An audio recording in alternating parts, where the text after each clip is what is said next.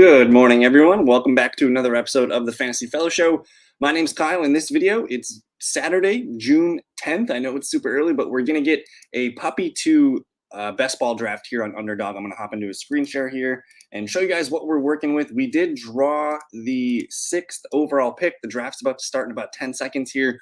We'll see what we can do with the 6th pick. I'm pretty excited about it. We do have the puppy's going to be filling pretty soon here. So if you guys are new to draft to Underdog, definitely use the promo code in the description. You guys are going to get 100% match deposit. So if you put in 80, you're going to get 80 back. But this thing's going to fill up pretty quickly. They are 62% filled up. Probably going to maybe 5 to 7 more days left of being able to do this. $5 entry, $1 million in prizes here, which is pretty epic. And then I believe it's 150K to first, and then there is some regular season prizes. So it's your typical playoff format, weeks 15, 16, and 17. You got to advance in those weeks to get to the final round. So we are in it to win it. You see Justin Jefferson, Jamar Chase go off the board here. Travis Kelce at 3. We'll see if he can line up the falling Patrick Mahomes. And that's been a kind of a trend lately. If you're new to best ball, we're seeing these quarterbacks. About a couple weeks ago, they were being drafted easily in the second round, and now they are starting to slip into the third round. And I'm pretty happy with this. At 6, we don't get Kelce, which sometimes he's there. We don't get Kupp. We don't get McCaffrey. We're going to get one of my favorite players here to draft, and that's Tyreek Hill. And what I like about getting Tyreek Hill, especially at 6th, we're going to have a good chance to maybe stack him with another Miami receiver and then potentially the quarterback over there in Miami. And throughout the video, we're going to take a peek here at my schedule grid here. This is an article I posted on thefantasyfellowship.com. You guys can just go check out the 2023 playbook. It's completely free. But this is a best ball schedule. And I got weeks 15, 16, and 17 on there. I came up with a score ranking. The lower the score, the better. The Cowboys have the best schedule for the fantasy playoffs. And the Miami Dolphins, number 2 schedule. They're going to get the Jets, the Cowboys, and the Ravens. I can see all 3 of those games being high-scoring, back-and-forth offensive games. So we're into Miami. We're also going to be into Baltimore here, Dallas, and the New York Jets. So that's one thing I've been working on. I'm calling it the stacks within the stacks. Like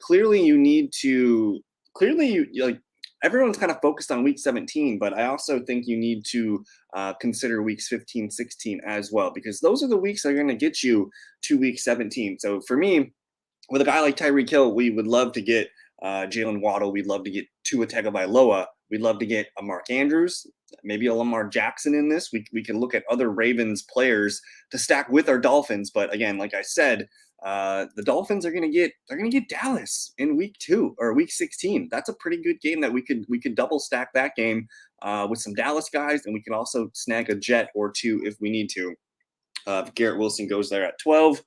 Moving into the second round, you see Amon-Ra St. Brown, Devontae Adams. I have not been drafting a ton of Devontae Adams. The Raiders do not give me positive vibes at the moment right now. So I'm light on Adams and Jacob shares. Haven't been drafting a ton of Jacoby Myers, Hunter Renfrow. Don't know what's going on with Jimmy Garoppolo, and it always seems like he's going to get hurt anyway. So we'll see what happens with the Raiders. But Chris Olave at 15, that's an interesting pick there. And everyone's trying to stack that Dallas-Detroit Week 17 game. It's becoming increasingly difficult to do so. And we missed. Tony Jabroni, 82, takes our Jalen Waddle from us. So that hurts a little bit. I could potentially look at getting Tyreek Hill paired with another receiver. We'll look at running back here too. I do have something kind of up my sleeve here just in case we want to try it. We can maybe pull T. Higgins, Devonta Smith. We completely missed on the wide receivers here. So there's no wide receivers left to take besides DK Metcalf here. Tony Pollard is a guy that we could take here. We're going to pull Nick Chubb, though. I think Nick Chubb is my 3rd or 4th ranked running back in half PPR. He's my RB4. I have him above JT. I have him above Derrick Henry. And again, like I said, you guys can check out all my rankings and my projections in the 2023 playbook on thefantasyfellowship.com. This is my half PPR chart here that I pulled up in Nick Chubb, but as good as they come. I do want to look up. I just want to see. I'm going to look at Nick Chubb's numbers from last year. So this opens us up now. We have a Dolphin. We have a a Cleveland Brown. So FF Today did load up Underdog scoring, in which Nick Chubb was RB5 last year, and that was with kind of losing some opportunities from Kareem Hunt and a couple other guys. But 1,500 yards, 12 touchdowns, a decent amount of receptions for Chubb, 27, 239, and a touch. But I'm going to lock in Nick Chubb there as my top 5 running back and feel pretty good about it. Let's go back to the big board here. Round 2 is coming to a close, and just look at all the orange on the right side of the board here. This is what they're calling the wide receiver avalanche. Typically, Higgins and Devonta Smith, most drafts, you can get them at the end of the second round, and sometimes you can get them in the beginning of the third round. So no quarterbacks. Well, Patrick Mahomes, but you're starting to see quarterbacks trickle into the third round, which is it's just a little bit different how it's been the last couple of weeks. And as we're going to be coming up to the pick soon here, I want to look at and see what the Browns have on their schedule here. Cleveland's going to get Chicago, Houston, and the Jets. That looks pretty good for our Nick Chubb schedule. Chicago and Houston, these 2 games. Don't love the matchup for the Browns versus the Jets. I think that could be kind of a defensive game, maybe an offensive struggle game, but you would expect Nick Chubb to do his Nick Chubb things in that game. So maybe we're not super in love with stacking Browns players, but we could maybe take a couple receivers or their tight end if we need to. And there you see DK Metcalf and Calvin Ridley off the board. Number 3 gets his Kelsey Mahomes stack, so we'll see what he does to bring it back. No Bengals, obviously, to bring it back with. But we might be lined up for a bring back here with Patrick Mahomes and Jalen Hurts. I don't know how I feel about that. That kind of feels like a wasted pick, because at best, one of those guys are going to be splitting 50-50 pretty much every week in his starting lineup. So to buy a halftime scorer for your lineup in round 3, I don't know if that makes a ton of sense to me. I get it, though. He's going to be scoring like 25 points per game at the QB1 spot. We're on the board here. We missed on Ra. We missed on Josh Allen. There's Josh Jacobs, who I mentioned. There's Breece Hall, Nick Chubb, Tyreek Hill. We're going to go with Mark Andrews in this one. He's got the 30th ADP. I am picking 30th right now.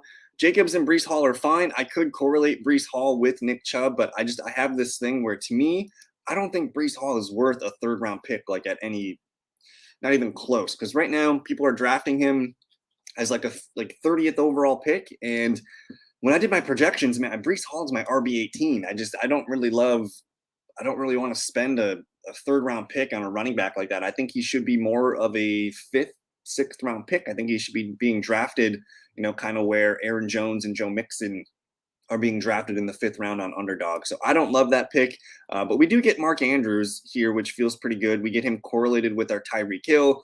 And now that we have that done, let's go ahead and just load up. And this is what I like about Underdog too, is you can kind of load up the Ravens skill players. So we're going to load up those guys here. Let's go ahead and load up the Miami Dolphin guys. Just Tua for now. We'll see if we want to get a running back at some point here, but let me just kind of organize these guys appropriately. And then I'm just going to type in the Browns too. I don't expect to get these Browns players, but it's probably a good idea to just put them on the list just for correlation. Let's move some of these around. But anyways, moving and grooving here. Let's pull up the big board and just kind of see what we're looking at. The 3rd round just ended. There goes Lamar Jackson as the final pick. After I take Andrews, you see Jacobs, Breece, Amari, Najee, Travis Etienne, Lamar Jackson.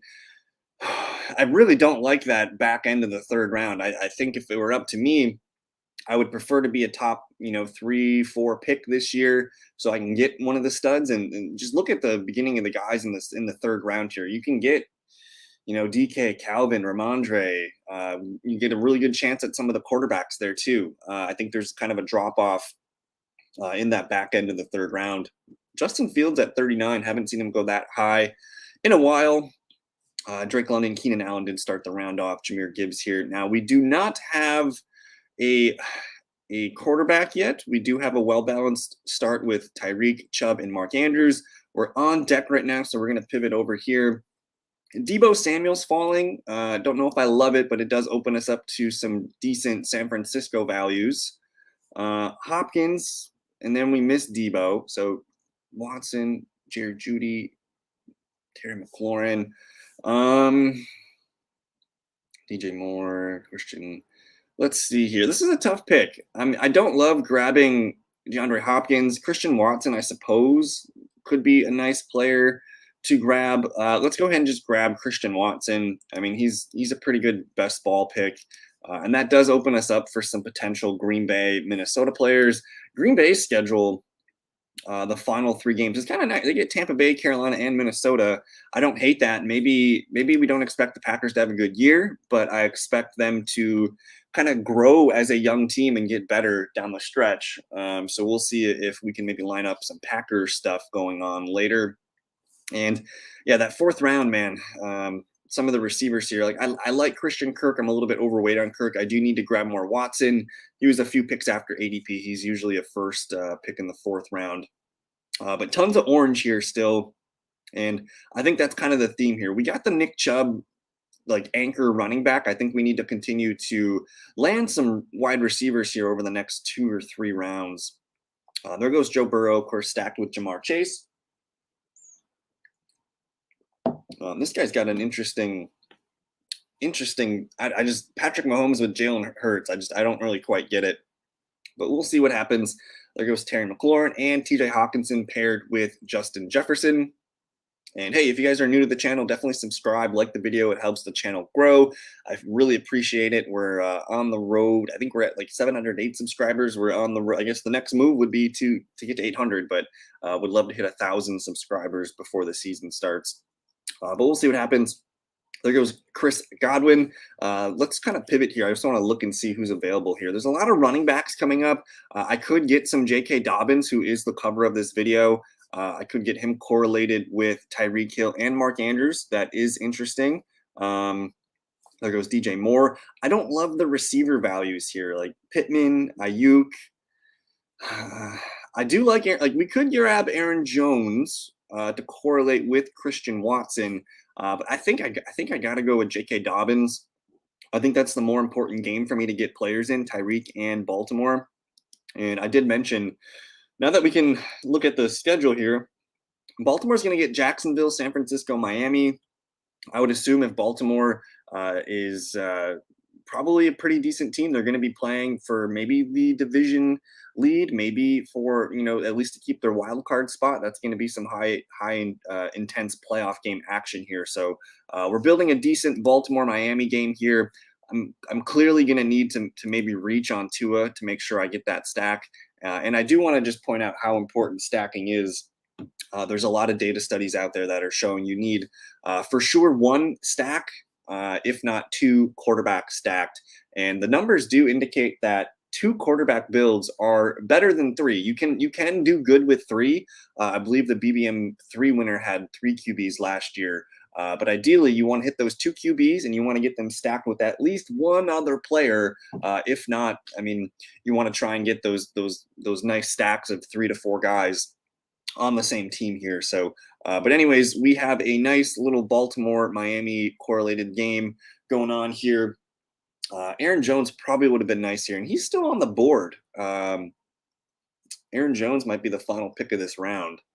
But Jackson Smith and the Jigba, the ADP value is insane for JSN.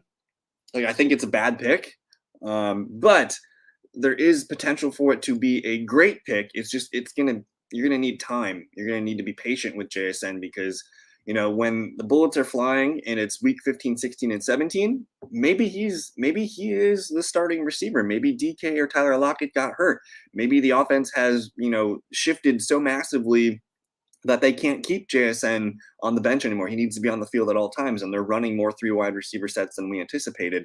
I do think JSN can be a pick that pays off, but probably not until the second half of the year. So if you view him as a bullet that you want, on your team that could, potentially put you over the top at the final push of the playoffs, I can see it. I definitely could see it. See, there goes Aaron Jones. That's a really good value fall for Aaron Jones, 64th overall. But like I said, we are on the clock here. Dameon Pierce fell to us. That's a pretty decent value there. We're picking 67th, his ADP 65. I love Treylon. I love George Pickens. We do need receivers, so I think it makes more sense to take those kind of players. Man, oh man, Treylon Burks, Tennessee. I love George Pickens here. I'm going to tell you what, I'm going to grab George Pickens because I do need more George Pickens shares. The other part of that is kind of building an AFC North situation here where I do have Baltimore and I do have Pittsburgh now. Let's take a peek at the Pittsburgh Steelers schedule. Steelers are going to get Indy, Cincinnati, and Seattle. Those are all fun matchups there too. And basically, I've done too many drafts right now where I'm light on George Pickens shares. I'm kind of okay with making sure I grab him. He's not going to come back to me. And we do have two really good running backs. We have Chubb and J.K. Dobbins. I feel good about those guys being the volume hogs in that offense, and didn't really feel the need to grab a Dameon Pierce. I think Pierce would have looked really nice as our running back 3, but in that situation, probably needed the wide receiver 3 more because with Underdog, you do start 3 receivers, and now we just need to find a flex player, which will probably be a wide receiver for us. There goes Dameon Pierce. So that's a pretty good value pick for DP, going 70th overall. And we'll see what this turn brings. I think as we're looking at it, we're probably going to want to go another wide receiver. But if you're just joining us, I'll recap it here. We do have Tyreek Hill at the 6th spot, Nick Chubb, Mark Andrews. I like having Tyreek Hill and Mark Andrews correlated for week 17. We grabbed Christian Watson, who was a few picks past ADP. We grabbed J.K. Dobbins to correlate with Mark and Tyreek Hill. And then I grabbed George Pickens just because I like George Pickens. There's a few picks ahead of ADP. But at this point, at this point in the draft, I'm totally cool with making sure I just grab the guys that I want on my build. And grabbing a guy like George Pickens, that does open us up to some interesting players. The Steelers do play Seattle week 17. That could open us up to more Steeler players, whether it's Kenny Pickett or Pat Freiermuth or Jalen Warren. But it also opens us up to maybe Geno Smith as a QB2. It opens us up to Zach Charbonnet, maybe Noah Fant. There are some decent Seattle values that I like in the second half of the draft. So kind of feeling the Steelers. I think the Steelers are going to be an offense that's much improved compared to last year. Again, they had a lot against their back last year. Their offensive line was terrible, playing with a rookie first-round QB that probably should have been a first-round QB. I think there was a lot against the Steelers last year, and the way that they finished the season, like they played really well. I just want to look at the Steelers 2022. I think they ended up just running out and winning a bunch of games. Because at one point we all thought that they were in jeopardy of their first losing season under Tomlin, but yeah, they won 4 in a row to finish the year. They won 6 out of the last 7. And 7 out of the last 9. So really strong finish to the year. And they beat some decent teams in there. But anyways, we're on the clock. The receiver run continues. Dallas Goedert is available. We don't need a tight end. Big fan of Quentin Johnston. We're picking at 78. Probably should grab Rashad Bateman, but I don't know if I want to reach that early. I do really like Quentin Johnston a lot. So I'm just going to grab Quentin Johnston. I want to grab a piece of that Chargers offense. And he's going to be our number 4 receiver. And what I like about Quentin Johnston is dude's going to be the number 3 receiver on paper, no matter what. If we look at the scoring last year, the number 3 receiver for the Chargers was Josh Palmer. He ended up being wide receiver 40, 72 receptions, 769 yards, and 3 touchdowns. Pretty good year. I have to sneeze real quick. Maybe I don't. But the thing about Palmer and what kind of maybe boosted his numbers last year was Keenan Allen and Mike Williams were missing games. And for that to happen again in 2023, it's probably going to happen again. So grabbing the exciting first-round rookie here, I think makes a lot of sense. In the 7th round, it's not too great of a cost. I mean, Jordan Addison's going at pick 72 here. JSN, he's the number 3 receiver on his team too, and he's being drafted in the 5th round. It wouldn't surprise me if Quentin Johnston finishes as a top 36 receiver, delivers you some high-end, some big boom games throughout the best ball format season. So I like getting Quentin there. And he's our 4th receiver. And now that opens us up to some Chargers. So Denver maybe gets put on our plate a little bit so we can kind of correlate some Broncos. But either way, we're moving into the 8th round. We're probably going to play the Tua sweepstakes here and see if he can fall back to us in the 9th round. But otherwise, You're starting to see some more green trickle in here. We're going to see less orange. We're kind of hitting that spot where the receiver run's going to come to an end. So I would say by round 8, you need at least 4 receivers, if not 5. We have 4. I don't know if there's a 5th one left for us to take. But the way that I've been kind of viewing it too is if you have a tight end in the first 8 rounds, I'm kind of calling that as another receiving option because all those guys being drafted in the top 8 rounds, pretty good receiving tight ends. So I do have 5 receiving players and 2 running backs here. Let's take a look and see who's available for us. We can get Zay Flowers here, which would correlate with that Ravens Miami Dolphins game. So I think that does make sense. And we miss him, of course. Of course, we miss out on our guy here, Zay Flowers. So there's no receivers. I don't want to grab Michael Thomas. Dang, that really sucks, guys. Yeah, that one hurt. There's no receivers worth grabbing this early. But I think what I'm going to do is I'm just going to land on Tua. I'm just going to grab the correlation, grab him a few picks ahead of ADP. I don't want to F around and miss on my guy. And then what I'm doing here is I'm landing up by taking Tua in the 8th round. I know I took him over like Anthony Richardson and Dak Prescott, but I just didn't want to mess around with it. There were no receivers worth it. Like I totally would have taken Zay Flowers. We do have 2 really good running backs. So James Conner, Montgomery might have been a nice pick. I do like Montgomery, especially in half PPR format. Montgomery is my RB19. So that might have been a nice pick. But like I said, Dobbins and Chubb are going to be our top scorers more often than not.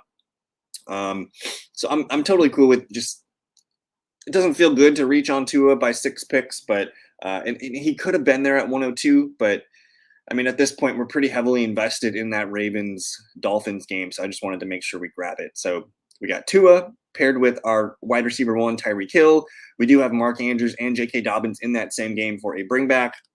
Completely missed on Zay Flowers and Rashad Bateman. That would have been really nice, though, if we could have did that. And like I said, now you're starting to see more green here. We're entering that kind of sweet spot for a running back. And these guys, honestly, they all can be your running back, too. Rashad White, Cook, Connor, Monty, AJ Dillon, these guys all look pretty decent as a number 2 running back. I think they look best as your number 3, which could potentially be setting us up here at 102. Let's take a look and see who's available here. Not a huge fan of Javonte Williams. Again, kind of not a fan of taking guys coming off of a serious injury. Zach Charbonnet is a guy that I feel pretty strongly about. I'd rather have Char over our man Javonte. And now I'm kind of looking at this, and there goes Javonte Williams. We're on the clock. I do think Zach Charbonnet makes a ton of sense. We get a little bit of correlation with that Steelers game here, but I just want to try something because I don't think he's going to come back to us. And I want to get 2 stud tight ends. We got Mark Andrews, and we just paired him with Pat Freiermuth. Essentially, I am cashing out of the tight end game for the rest of the draft. And by taking Pat, we also stacked him with George Pickens. So this is going to allow me to now target some more Seahawks. And I'm kind of fishing with Zach Charbonnet. He might, yeah, he goes right next pick. I think he would have been a good pick if he fell a little bit farther. But for me, I don't know what I'm essentially getting with Charbonnet, whereas, I mean, Pat Freiermuth, man, I got him as, he is my tight end 8. So I'm locking in 2 really good scorers at the tight end position. I'm queuing up Gino and Noah Fant, and then I just want to see some of the Steelers here. We can still get Jalen Warren. We can still get Kenny Pickett. I think attacking that Seattle Steelers game could be a nice advantage for us. So we'll kind of queue those guys up here. And now we have a pretty solid build. We got Tua as our anchor QB, Chubb and J.K. Dobbins. Obviously, we need some more backup running backs. Tyreek, Watson, Pickens, Quentin Johnston. It's really boom bust. Really boom bust here. There's a chance we might be starting a tight end at flex with Mark Andrews and Pat Freiermuth. But either way, I feel like we need more. We need another receiver or 2. We definitely need some more running backs. And if a quarterback falls, that's fine. But I think at this point now we have built a pretty solid foundation where it's not as important to have to worry about reaching on finishing your positions. Might regret missing on Zach Charbonnet. That could have been a nice, again, correlation to that Steelers-Seahawks game. But I don't know if Pat Freiermuth would have lasted. I think this guy taking Njoku here could have been a guy that would have taken Pat. Most of these teams do have tight ends over here too, so I could have maybe pushed it a little bit. But I'm trying something different. I'm trying to be a little bit more aggressive. Uh, and most often you're taking guys that are at the top of the ADP queue, but everyone's kind of doing that. So I think with this one, I kind of wanted to try something and be a little bit more strategic with how I'm building my game stacks. And like I said here, you're starting to see a lot more green, a lot less orange. There goes Odell Beckham, whatever. Let's see who's best available on the clock for us. Geno Smith is falling. We don't have a Seahawk receiver, but we do have George Pickens and Pat Freiermuth in that game. Maybe it makes sense for Geno to have a big game that weekend. We do miss on Geno. We're looking at not a lot of great options here. Alvin Kamara is falling. Rashad Penny. Devin Achane might be a good pick here. We are slightly concerned about Dalvin Cook signing there, so that is something that I'm being aware of here. Alvin Kamara, I just don't know if he's going to play a lot. I think we're going to end up taking Rashad Penny, who could be the leading back for the Eagles. Really not sure what to expect from the Philadelphia Eagles this year. They have a handful of running backs, starting with DeAndre Swift, of course. We grabbed Rashad Penny here just to be, just another access into a great offense. But I think it's pretty safe to say, like, Rashad Penny's a good, first and second down running back. He's not an elite receiving back by any means, but I think there's opportunity for Penny to be the lead ball carrier in Philadelphia. I think Swift is the guy that they want on passing situations, and they're going to give him some first and second down work as well. But as long as Penny's healthy, I think he's their best first and second down running back. You still have Kenneth Gainwell there too. So grabbing Rashad Penny kind of opens us up to maybe a Kenneth Gainwell selection later. And as our third running back, I'm fine with it. Rashad Penny, hope he can stay healthy. That Eagles offense is really a good fit for Rashad Penny. And we're probably going to go running back one more time here before the wide receivers start to look attractive again later in draft. We could, kind of queue up some of these guys here. I do like Romeo Doubs. I like pairing Romeo with Watson. I think on a weekly basis, one of those guys will be having a good game. There goes Kamara, Khalil Herbert, Jamal Williams. I've been doing a ton of drafts, and there's been something that I've been getting pretty easily in these 10th, 11th rounds, and I've been collecting Jamal Williams and grabbing Kendre Miller. Now, we do not know what Alvin Kamara's suspension is going to be. I feel strongly that he's going to get suspended, whether it's 4 or 6. That's kind of the minimum. But I do think we're looking at Jamal Williams and Kendre Miller being a duo here. We're getting Devin Achane to fall pretty significantly here. I mean, Dalvin Cook signs, that could really blow this up. I'm just going to grab the running back that I really want here in Kendre Miller, the rookie running back for the Saints. I think he's probably going to, when we're watching the Saints offense, they're going to give Jamal Williams touches just because they paid him to do that. And I have a feeling that when we see Kendre Miller play, he's going to pop. Like when you watch him, he's going to be more explosive, and we're going to be like, why don't they give Kendre Miller the ball more? And I think he's probably the better running back between the two, and we might see Kendre Miller potentially, I don't know, take over the lead role for the Saints while Alvin Kamara is out. And yeah, we missed on Romeo Doubs. That's fine. Grabbing Rashad Penny and Kendre Miller, that kind of gives us a little breathing room now. We don't need to force a running back anytime soon. We can maybe collect another 1 or 2 later in the draft. At the moment, we do have 4. We have 4 wide receivers, so I think we need to kind of be aggressive and swing back towards wide receiver. I'm being conscious of Kenny Pickett here at 172. I think he's the ideal QB2 for this build. With Tua, we do have George Pickens and Pat Freiermuth, so I am liking Kenny Pickett quite a bit here. And like I said, there's going to be some wide receivers popping up in the queue over the next handful of picks. I'm just kind of adding some guys here to make my decisions in the future. Yeah, we probably need to make sure we get some of these receivers pretty quickly. I like Rashid Shaheed. I love Tyquan Thornton's flying up draft boards right now. Pretty crazy. But we're moving into the 12th round. I think at this point, everyone recognizes that these are just backup guys. Whether you're getting a QB2 or a piece of depth for your receiver or running back core, you can still get a starting tight end here. But I think at this point, after Schultz goes, that's kind of the end of like the true tight end one potentials, and everything from here on out is just kind of ideal tight end twos. Nico Collins would have been a nice pick there. There goes old Greg Dulcich with Russell Wilson. Devin A-Chain, that would have been a nice snag for us. But we're up to pick here. Chigo Okonkwo falling a little bit. I'm going to continue to complete this Steelers stack thing that we got going on here. Now we got 5 really good running backs. Chubb, Dobbins, Penny, Kendra Miller, Jalen Warren. Obviously, Chubb and Dobbins, I'm banking on these guys staying healthy and playing the whole entire year, and we just get little sprinkles of Penny, Miller, and Warren. But I want to be earlier on running backs, I think. And now that room's complete, we can kind of just take the value as it comes back to us. Probably don't need, if we draft another one, it's probably only one more. And passing on some of these receivers, probably not the best idea, but at this point now, we're going to be able to pluck receivers, probably at least 3 more. I want to have at least 7 receivers on this team. And that's kind of the sweet spot. You want at least 7 to 8 receivers. Usually, if you have more than 8 receivers, it's not a good looking build. But we'll see what we can do here. So at least 3, if not 4 more receivers. And for us to take a tight end, I don't know if it makes sense. We could maybe get Noah Fant at the very end. Noah Fant goes undrafted, which just seems a little weird to me. They're going to use tight ends, so I like Noah Fant. I think he's still a good talent. But it looks like we're just finishing up the 12th round here. Let me go back to the big board here and see who's available.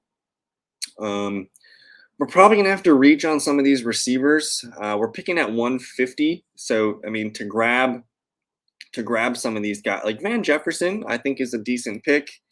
He's uncorrelated to anything that we have so far. But I do think he's the lead wide receiver 2 for the Rams. He's coming in a full year removed from his injury. I think last year he had some ups and downs as he was playing with his first year back from an injury, but he looks like a player that could have a nice rebound year. I think he's in a contract year as well. I do see Donovan Peoples-Jones, Rashid Shaheed, Tyquan Thornton. These are guys that I'm definitely interested in, maybe with our next pick. And yeah, if we could line up 2 receivers here, and then we'll see if Kenny Pickett falls to us at 174. I think I'm fine with playing the Pickett sweepstakes. But we're on deck here. Tank Bigsby falling here. We're picking at 150. We could just be done at running back here. Don't love it though. I think to get Van Jefferson is probably the priority. I think he's going to be a good player down the stretch. I just want to show you. Let's take a look at what Van Jefferson did last year. Where is my Rams? There's Allen Robinson. So Van Jefferson, they don't have his underdog total here. He played 11 games, 24 receptions, 369 yards, and 3 touchdowns. You do see 1, 2, 3 games of double-digit points. I'm going to switch this to Yahoo. That is half PPR scoring. So yeah, 1, 2, 3 games in double digits, 9, a 7.6.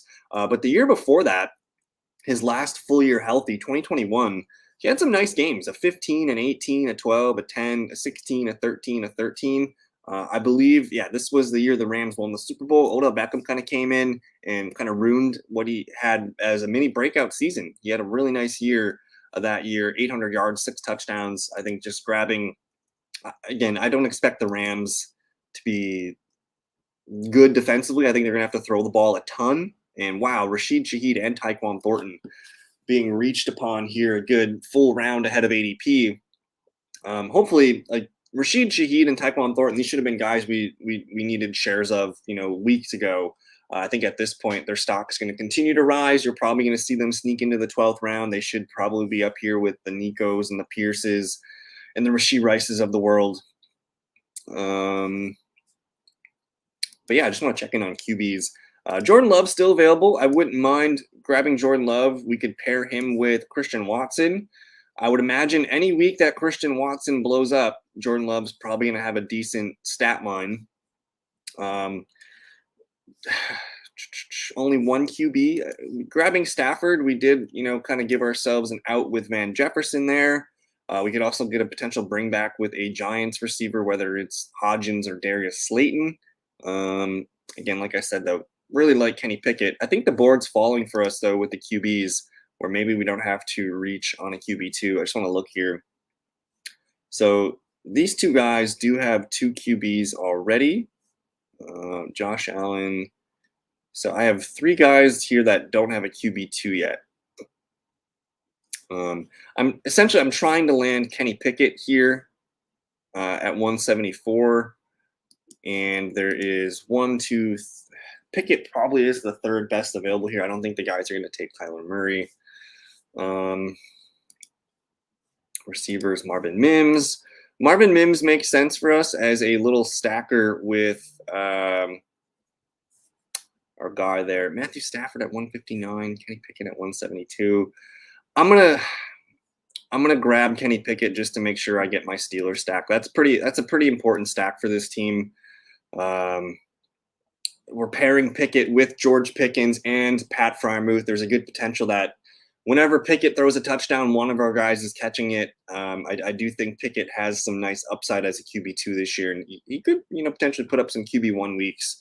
I just want to look and see. I know his numbers were not great last year, but like I said, they improved the offensive line.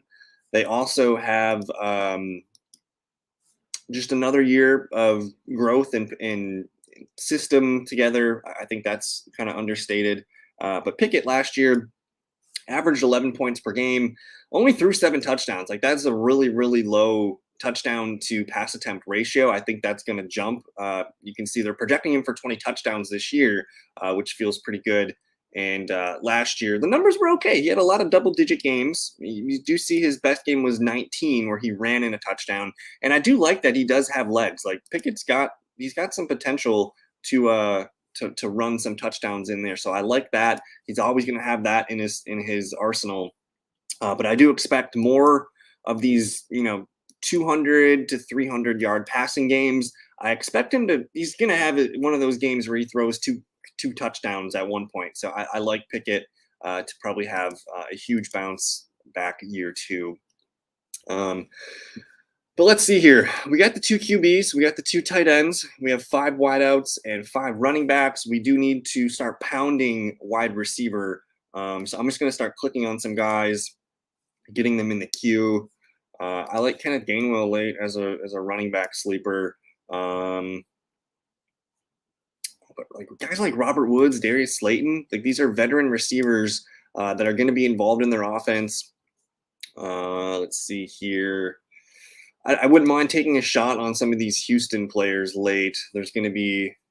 Houston's pretty underrated, I think, at this point right now. It's an offense you can stack pretty easily towards the end of your drafts. Let's see what happened.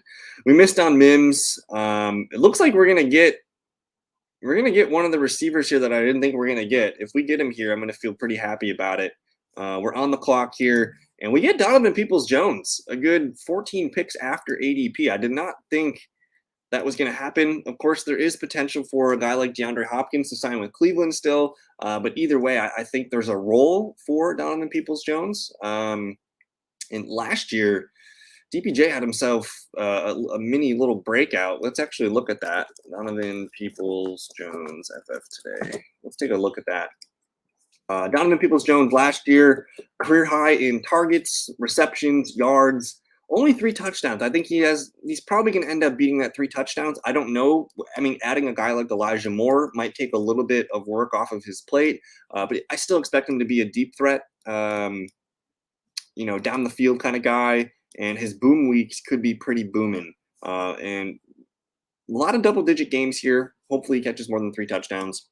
But we'll go back to the board and take a peek here. Let's see. So we got Van Jefferson and DPJ as our wide receivers 5 and 6. We for sure, I think with this build, we have 1, 2, 3 picks left. We got 2 stud tight ends. We have 5 pretty good running backs. We have 2 quarterbacks that I feel good about. We got Tua and Kenny Pickett. I don't know if it makes sense for us to, again, like at the top of the show, I said, the results are there. The data suggests that 2 QBs are better than 3. So I think we're going to stick it with Tua and Pickett. And with 3 picks left, probably going to take 2 receivers and then maybe one more running back. I don't know if the third tight end is necessary with Mark Andrews and Pat Frymuth on the team. So we're going to go ahead and just kind of click on these 2 positions. And now we can just kind of game it out and take best available at those 2 positions.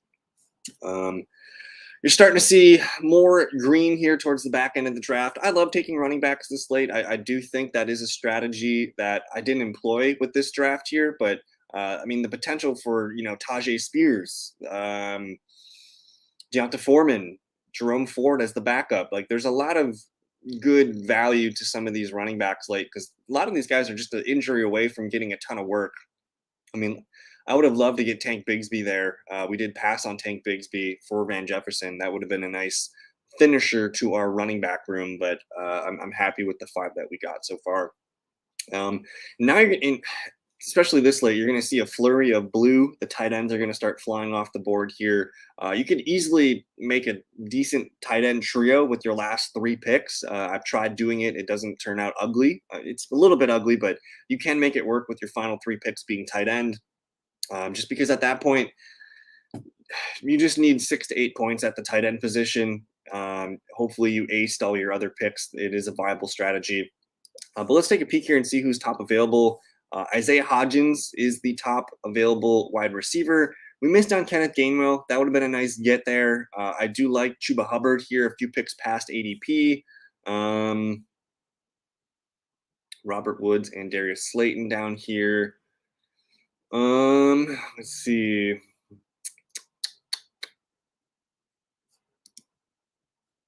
Kareem Hunt. Let's just grab. I'm gonna grab Isaiah Hodgins. I think he is the wide receiver 1 for the Giants. Had a pretty nice year to end the year last year, and he's kind of their starting X receiver. He's like their one receiver that's built a little bit differently than the others. I mean, you have Darius Slayton, who's a big outside receiver. You have Jalen Hyatt, who's kind of a big slot receiver. And then you got a ton of little guys that are slot receivers. I think Hodgins is a pretty decent bet, especially this late. This late in the game, wide receiver 16 to maybe get their top receiver feels pretty good. I do like getting Darius Slayton when I can as well. Terrace Marshall's another one of those picks that I like getting as well. I just don't know if I can trust DJ Chark or Adam Thielen to stay healthy for a full season. So I think those 2 guys make a little sense late. And now we have our 7. We have a 2-5-7-2 build right now. I would love to get maybe one more running back. Ty Chandler's been a guy that I've been looking at pretty late here. I know a lot of people like Dwayne McBride. I'm fine with McBride. He doesn't catch passes, though. I think Ty Chandler has some weekly. Ty Chandler's kind of reminds me of like a Jalen Warren pick, where he's going to have, maybe 4 or 5 carries per game, but he's also going to get, a couple targets per game, just even when Madison's healthy. But if Madison goes down, Ty Chandler is going to be a featured receiving back for the Vikings. So I think he makes a little bit of sense. And then we could probably find a end game receiver here pretty easily. Whether it's Tank Dell, Tim Patrick, Marvin Jones, Richie James, there's plenty of guys here. So we're going to go running back with this next pick. Mecole Hardman just went off the board. Tyler Conklin's a great tight end pick this late. Paris Campbell off the board. We're on the clock here. Let's just grab Gus Edwards maybe.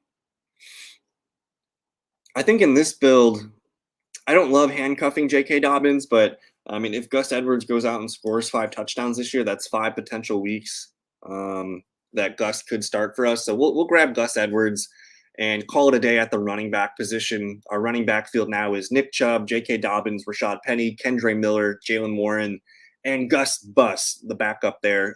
The reason why Gus made sense is because we're pretty heavy invested in that Miami Dolphins, Baltimore Ravens game. So I think that makes a little bit of sense. And now let's just grab one more wide receiver. I'm not opposed to tight end either. Mark and Pat, like there's potential that we're flexing a tight end a handful of weeks with those 2 guys. I think that is definitely in play. But we need receivers here. Tyreek Hill, Watson, Pickens, Quinton, Van Jefferson, Donovan Peoples-Jones, Isaiah Hodgins. A lot of best ballers, a lot of big play guys, downfield, big play potential players here. Let's see what the board is looking like. Again, like I mentioned, you're starting to see some blue Really, the back half of the draft is littered with tight ends. You don't see too much purple here, but there is some good. Probably not any good quarterbacks left. I think Mac Jones is maybe out there. Brock, that's a great pick there. Brock Purdy at 203. I think you could really easily build a 49ers stack, whether you say you get CMC, in the first round, or you grab Debo at the 3-4 turn. You can get Brandon Ayuk in the 5th or 6th. You can get George Kittle in the 5th or the 6th. Grabbing a couple 49ers early, you're able to easily collect Brock Purdy at the end of the draft. I think that's a really, really smart play. It is his QB3, which I don't love, but round 17, it really doesn't matter. Purdy's going to be scoring for him. And as your 17th round pick, that's a pretty good pick right there. Probably the best 17th round pick of this draft right here. An 18th round pick. These ones again, with this, if this guy scores 3 or 4 times for me, I think that's a win. You're kind of just hoping for a couple fill-in weeks where he could be your starter for you, a guy that's and especially too, you want to make sure you're grabbing a guy that's going to be on a roster for sure. So that's kind of where I like taking rookies that are probably going to make, like a guy like Tank Dell. He's going to make the Texans roster. He could get some more work as the season goes on. He's kind of a hidden guy. He does seem pretty good to me. And of course, as I talk about him, there he goes. Tim Patrick, not a bad pick as the wide receiver 3 for the. Again, I have this thing, man, where whenever I'm talking about a player before I'm up, he's going to get picked. It's just kind of how it goes. Marvin Jones, that's Mac Jones. Ty Chandler, man, he should be a pick. He should definitely be a pick. I don't mind Greg Dortch here. I don't mind Corey Davis, Puka Nacua. Marvin Jones this late. It's pretty ugly. I could maybe just grab Allen Robinson. I don't think he's got much left in the tank, but he fits the Steelers build. Let's just grab him. And now we're done. I wish I could click on my name here. But we'll recap it here. Tua Tagovailoa, Kenny Pickett, our top 2 QBs. Operation Stay Healthy for Tua is full effect with this draft. Nick Chubb, J.K. Dobbins, Rashad Penny, Kendre Miller, Jalen Warren, and Gus Edwards, our running back group. Receiver group, it's very boom bust, but we got Tyreek to hold the fort down, Christian Watson, George Pickens to fill in as the 2 and the 3, and then we're going to try and get flex contributions from Quentin Johnston, Van Jefferson, Donovan Peoples-Jones, Isaiah Hodgins, and Allen Robinson. We got a really nice Pittsburgh stack built into this one, and then Mark Andrews and Pat Freiermuth are tight ends. So we're very heavily invested into the Steelers. I would have liked a little bit more Seattle Seahawks. We didn't get any Seahawks in this lineup, which probably a mistake, but who knows? Maybe the Steelers are just the team you need, and the Dolphins, Ravens are the other stack that we targeted aggressively. So that's it. That's the draft. I hope you guys enjoyed hanging out with me during this. We're going to be doing more streams the rest of the summer, guys, so if you didn't miss anything, we'll be doing this the rest of the way. I just want to say thank you for your time. Thanks for hanging out with me this morning, and enjoy the rest of your Saturday. It's really nice here. I got to get some sun outside and get ready for my guests coming this afternoon. But take it easy, guys. Thank you for your time. Enjoy your day. Peace.